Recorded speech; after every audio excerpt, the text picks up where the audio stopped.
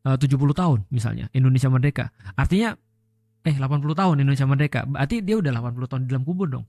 Apalagi orang-orang yang sebelumnya. Artinya lama banget ya di dalam alam kubur. Nah, konsep waktunya bukan konsep kita yang jelas lama. Makanya dikata oleh Rasulullah, berbekallah untuk mati kan gitu. Nah, itu bagi orang baik. Bagi orang jahat, yang dia lihat adalah malaikat-malaikat yang turun bermuka hitam. Muka hitam artinya kan marah. Artinya muka hitam artinya dia benar-benar gak suka dengan keadaan yang terjadi. Dan dia bawa kafan dari neraka. Dan baunya busuk. Dan ketika dia dicabut nyawanya, dikatakan seperti dalam hadisnya itu seperti besi berkarat yang ditarik dari kain yang basah. Jadi benar-benar sulit keadaannya. Nah, jadi setelah itu terus kemudian dia ditunjukin tempatnya di neraka, dan itu adalah siksaan pertama dia yang paling berat. Dan setiap waktu ketika dia terus kemudian sudah di tanah, dia akan terus kemudian mengalami ya siksaan-siksaan yang sudah kita tahu itu, siksaan-siksaan alam kubur itu. Di titik ini Ustadz, saya khawatir banyak orang merasakan hal yang sama seperti yang saya rasakan. Apa tuh? Yaitu sedih.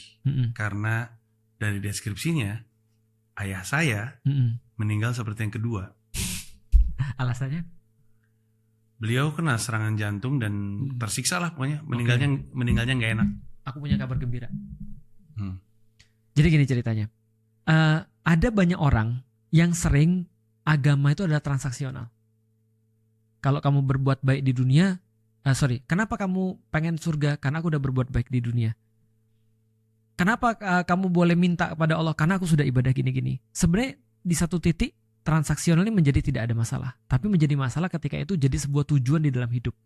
Artinya kita nggak akan berbuat sesuatu kalau tidak ada janji sesuatu. Apa yang membuat transaksional ini jalan? Fisikal. Orang menjadikan fisikal sebagai tanda. Contoh misalnya kayak gini ya.